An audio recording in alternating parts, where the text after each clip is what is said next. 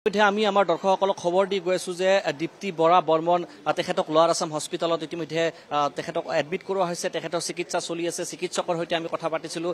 সংকটজনক অৱস্থাত তেখেতক লৈ অনা হৈছিল, কিন্তু এতিয়া তেখেত অলপ ষ্টেবল বুলি কৈছে, অৰ্থাৎ সংকটমুক্ত বুলি কৈছে। কিন্তু তেখেতৰ যথেষ্ট পৰীক্ষা নিৰীক্ষা কৰিব লগা আছে, কাৰণ তেখেতে কঁকালত দুখ পাইছে, তেখেতে মূৰত আঘাত পাইছে বুলি ইতিমধ্যে চিকিৎসকৰ তৰফৰ পৰা জনোৱা হৈছে। আৰু আপুনি যিহেতু এটা কথা উল্লেখ কৰিছে যে জিলা প্ৰশাসনৰ, আমি যদি আমাৰ দৰ্শকসকলক ক'বলৈ যাওঁ তেতিয়াহ'লে ৰেমালৰ যি প্ৰভাৱ আছে, ৰেমালক লৈ পেলাই প্ৰধানমন্ত্ৰী আপোনাৰ চিন্তিত হৈছিল, অসমৰ মুখ্যমন্ত্ৰী চিন্তিত হৈছিল। গুৰুত্বপূৰ্ণ বৈঠক আমি গম পাইছিলোঁ যে গুৰুত্বপূৰ্ণ কেইবাখনো বৈঠকত মিলিত হৈছিল প্ৰতিখন জিলাৰ আয়ুক্তৰ লগত মুখ্য সচিবৰ, আৰু তাৰ পিছতে কেইবাখনো জিলাত বন্ধ ঘোষণা কৰি দিয়া হৈছিল আজিৰ দিনটোত। কিন্তু আমি এইখিনিতে উল্লেখ কৰিব বিচাৰিছোঁ যে ধুবুৰী জিলাৰ বিদ্যালয়সমূহ খোলা আছিল, যাৰ বাবে এই অনাকাংক্ষিত ঘটনাটো সংঘটিত হ'বলৈ পালে বিলাসীপাৰাত। আৰু শুভাংকৰ বৰ্মনৰ লগত প্ৰায় 4টা শিশুক এখন টেম্পত গৈ আছিল, আৰু টেম্পত গৈ থকা অৱস্থাতে প্ৰচণ্ড ধুমুহা আহিছিল, আৰু সেই ধুমুহাই এক প্ৰকাৰ টেম্পখন উৰুৱাই নিয়া বুলি ইতিমধ্যে প্ৰত্যক্ষদৰ্শীয়ে যিসমূহ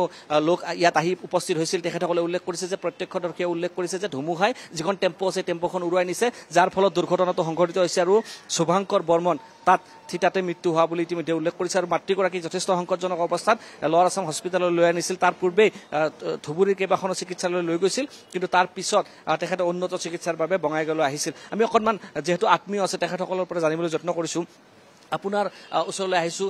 জিলা প্ৰশাসনৰ দায়িত্ব জ্ঞানহীন কাণ্ড এক প্ৰকাৰ, কাৰণ তেখেতসকলে ৰেমালৰ কথা সকলোৱে গম পাইছে, সকলোৱে জ্ঞাত, চবেই চিন্তিত, কিন্তু ধুবুৰী জিলা প্ৰশাসন চিন্তিত নাছিল। কি ক'ব আপোনালোকে? হয়, মই এটা কথাই ক'ম, ধুবুৰী জিলা প্ৰশাসন ৰেমালক লৈ যি শিক্ষাৰ্থীৰ মাজত যি মানে হেমাহি কৰিছে, এই ক্ষেত্ৰত আমি একেমুখে ধিক্কাৰ দিছোঁ, গৰিহণা দিছোঁ। এই ক্ষেত্ৰত যি হাৰত মানে ৰেমালৰ যি গতি, এই গতিত একচুৱেলি আমাৰ জিলা প্ৰশাসনে বন্ধ ঘোষণা কৰিব লাগিছিল স্কুলসমূহ।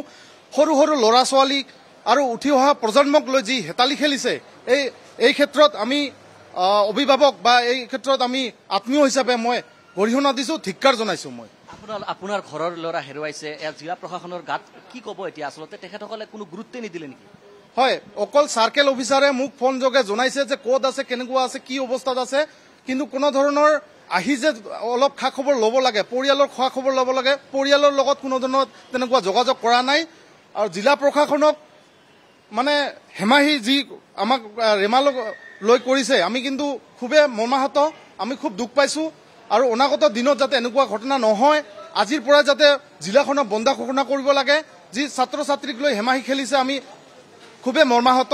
আৰু আমাৰ পৰিয়ালৰ এগৰাকী দেখিবলৈ পাইছে, আমি দীপ্তি বৰা বৰ্মনক দেখুৱাইছোঁ। তেখেতক ইতিমধ্যে আৰু পুনৰ তেখেতক উন্নত চিকিৎসাৰ বাবে লৈ যোৱা হৈছে। আমি দৃশ্য দেখুৱাই গৈছোঁ। হিমাশ্ৰী আমি আমাৰ দৰ্শকসকলক পোনপটীয়া সম্প্ৰচাৰ যোগে দেখুৱাই গৈ আছোঁ। আৰু এগৰাকী হৈছে দীপ্তি বৰা বৰ্মন, আৰু যিগৰাকীক ইতিমধ্যে সংকটজনক অৱস্থাত লোৱাৰ আছাম হস্পিটেলত ইতিমধ্যে ভৰ্তি কৰোৱা হৈছে। তেখেতৰ চিকিৎসা চলি আছে। ইতিমধ্যে আত্মীয়ই তেখেতৰ এই যি অৱস্থা আছে, অৱস্থাৰ ওপৰত বক্তব্য লাভ কৰিছে। আৰু চুৰ গ'লে বুদ্ধি, বৰষুণ গ'লে জাপি, এই ধৰণৰ ঘটনা হ'বলৈ ধৰিছে। কাৰণ ধুবুৰী জিলা প্ৰশাসন, আমি যদি হিমাশ্ৰী কওঁ তেতিয়াহ'লে আজিৰ দিনটোত বন্ধ ঘোষণা কৰা নাই। আৰু এই দুৰ্ঘটনা হোৱাৰ পিছত ধুবুৰী জিলা প্ৰশাসনে চুৰ গ'লে বুদ্ধি, বৰষুণ গ'লে জাপি, এই ধৰণৰ এটা ঘটনা কৰিছে। কাৰণ হয় হিমাশ্ৰী,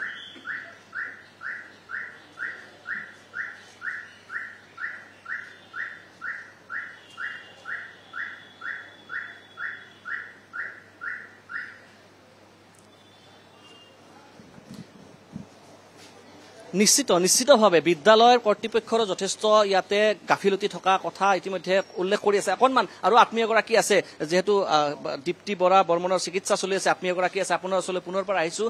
বিদ্যালয় কৰ্তৃপক্ষৰো কিন্তু ক'ৰবাত নহয় ক'ৰবাত হেমাহি আছে, কাৰণ আমি দেখিছোঁ যে বিদ্যালয় কৰ্তৃপক্ষই নিজাববীয়াকৈ হ'লেও বন্ধ ঘোষণা কৰিব পাৰিলে হয়, কাৰণ ৰাতিপুৱাৰ ভাগৰ পৰা ধুমুহা বৰষুণ বিলাসীপাৰাত আহি আছিল। হয়, বিলাসীৰ পৰা শিশু আৰু বিদ্যা নিকেতনৰ স্কুলৰ ফালৰ পৰা নিজাববীয়াকৈ বন্ধ ঘোষণা কৰিব লাগিছিল, ময়ো অনুভৱ কৰিছোঁ। আৰু অসম চৰকাৰ অকল ধুবুৰী জিলাই নহয়, সমগ্ৰ অসমে বন্ধ ঘোষণা কৰিব লাগে। আজি বন্ধ কেইবাখনো জিলা অসম চৰকাৰৰ তৰফৰ পৰা বন্ধ ঘোষণা কৰা হৈছে। অসমত কৰা হোৱা নাই, বঙাইগাঁৱত বন্ধ আছে। অকল বঙাইগাঁও হ'ব পাৰে, আমাৰ ধুবুৰী জিলাত একেবাৰে খোলা। গতিকে মই ধুবুৰী জিলা সম্পূৰ্ণৰূপে স্কুলসমূহ বন্ধ ঘোষণা কৰিবলৈ অনুৰোধ জনাইছোঁ। মই তাকে ক'ব বিচাৰিছোঁ, মানে চুৰ গ'লে বুদ্ধি, বৰষুণ গ'লে জাপি। হয়, এতিয়াহে বুদ্ধিটো আহিব, কিন্তু ইয়াৰ আগতে যদি বন্ধ ঘোষণা কৰিলে হয়, কিজানিবা মোৰ আত্মীয় নেহেৰাল হয়। আজি হেৰুৱাই নগল হয় মোৰ আত্মীয় হয়তো আজি জিলা প্ৰশাসনে দায়ী অকল দায়ী যদি হয় জিলা প্ৰশাসন অসম চৰকাৰ জিলা প্ৰশাসন দায়ী এতিয়া কি ক'ব তেখেতসকলে কেৱল ফোন কৰি দায়িত্ব সামৰিছে ফোন কৰি দায়িত্ব সামৰিছে অকল ল'ৰাজন আছে নে নাই মাতৃ কেনেকুৱা আছে এই অকল 2-4টা ৱাৰ্ড কৈয়ে শেষ দায়িত্ব সামৰিছে ছাৰ কিবা ব্যৱস্থা কৰিম বুলি কোৱা নাই নেকি এতিয়ালৈকে কৰা নাই যোগাযোগ কৰা নাই আজি যদিও কৰা হয় এতিয়া আহি প্ৰশাসনে যদি ব্যৱস্থা কৰে খুব ভাল পালো হয় আজি আৰ্থিক অনাটনৰ কাৰণে আজি চিকিৎসালয়ৰ লগত যোগাযোগ কৰক 1 টকা আমি দিব পৰা নাই চিকিৎসালয়খন বহুত আমাক হেল্প কৰি আছে 1 টকা দিব পৰা নাই যদিও চিকিৎসাৰ ক্ষেত্ৰত কোনো ধৰণৰ হেমাহি কৰা নাই সকলো ধৰণৰ ব্যৱস্থা কৰি দি আছে চিকিৎসালয় কৰ্তৃপক্ষৰ পৰা ইয়াত দেখিবলৈ পাইছে আত্মীয় তেখেতে ৰাতিপুৱাৰ ভাগত দীপ্তি বৰা বৰ্মনক তেখেতে ইয়াতে লৈ আহিছিল আৰু এটা দেখিবলৈ পাইছে শকাকুল ঘটনা যে দীপ্তি বৰা বৰ্মনৰ স্বামী ইতিমধ্যে গুৱাহাটীত কৰ্মৰত তেখেত আৰক্ষীত কৰ্মৰত বুলি জানিব পৰা গৈছে আৰু একমাত্ৰ ল'ৰা শুভাংকৰ বৰ্মনক হেৰুৱাই পেলাই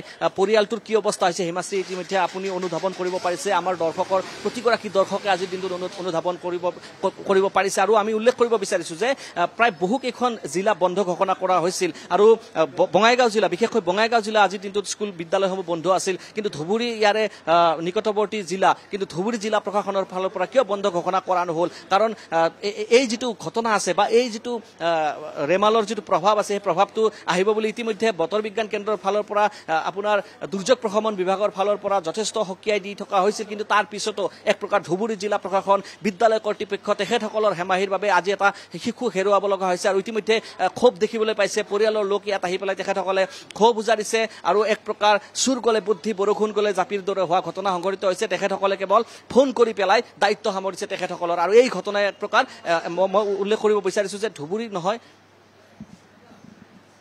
নিশ্চয় হিমাশ্ৰী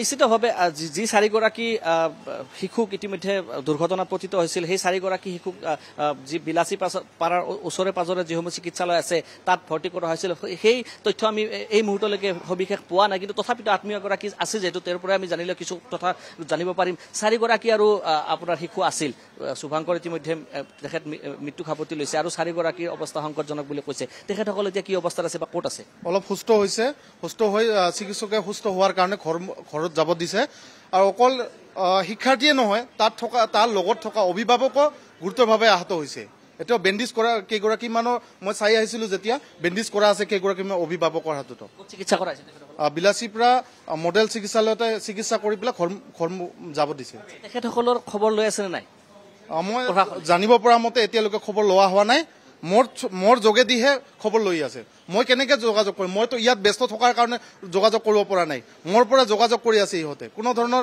ঘৰত যাই যে খবৰ ল'ব লাগে বিলাসীপুৰা প্ৰশাসনৰ যে গৈ পেলাই ওচৰত থকা ঘৰত যাই খবৰ ল'ব লাগে এতিয়ালৈকে কিন্তু কৰা হোৱা নাই কিমান সময় হ'ল ৰাতিপুৱাৰ ভাগতে ঘটনা হৈছে এতিয়া 7 বজাৰ ঘটনা এতিয়া 12 বাজে 12টা পাৰ হৈ গ'ল এতিয়ালৈকে খবৰ লোৱা হোৱা নাই প্ৰশাসনে 5 ঘণ্টা সময় হোৱা নাই এতিয়ালৈকে দেখিবলৈ পাইছে প্ৰশাসন ধুবুৰী জিলা প্ৰশাসনৰ হেমাহিৰ কথা ইতিমধ্যে ভুক্তভোগীয়ে উল্লেখ কৰি আছে আমি কোৱা নাই হিমাশ্ৰী ইয়াৰ ভুক্তভোগী উল্লেখ কৰি আছে 5 ঘণ্টা সময় অতিবাহিত হৈছে জিলা প্ৰশাসনৰ ফালৰ পৰা যিসমূহ ভুক্তভোগী আছে তেখেতসকলক কোনো ধৰণৰ খবৰ নোলোৱা বুলি ইতিমধ্যে অভিযোগ উত্থাপন কৰিছে আৰু এই অভিযোগৰ পিছত এক প্ৰকাৰ মই পুনৰ কৈছো যে এগৰাকী মাতৃয়ে নিজৰ পুত্ৰক হেৰুৱাইছে কি ধৰণৰ ঘটনা হ'ব পাৰে কিমান শকাকুল ঘটনা হ'ব পাৰে আৰু তাৰ পিছতো কিন্তু কোনো ধৰণৰ গুৰুত্ব নাই কেৱল ফোন কৰি পেলাই দায়িত্ব সামৰিছে হিমাশ্ৰী আৰু এক প্ৰকাৰ মই উল্লেখ কৰিব বিচাৰিছো সকলোৱে ধুবুৰী জিলা প্ৰশাসনৰ এই যিটো ঘটনা হৈছে ঘটনাৰ পিছত ধুবুৰী জিলা প্ৰশাসনক কিন্তু এতিয়া সমালোচনা কৰি থকা প্ৰতিটো স্তৰত দেখিবলৈ পোৱা গৈছে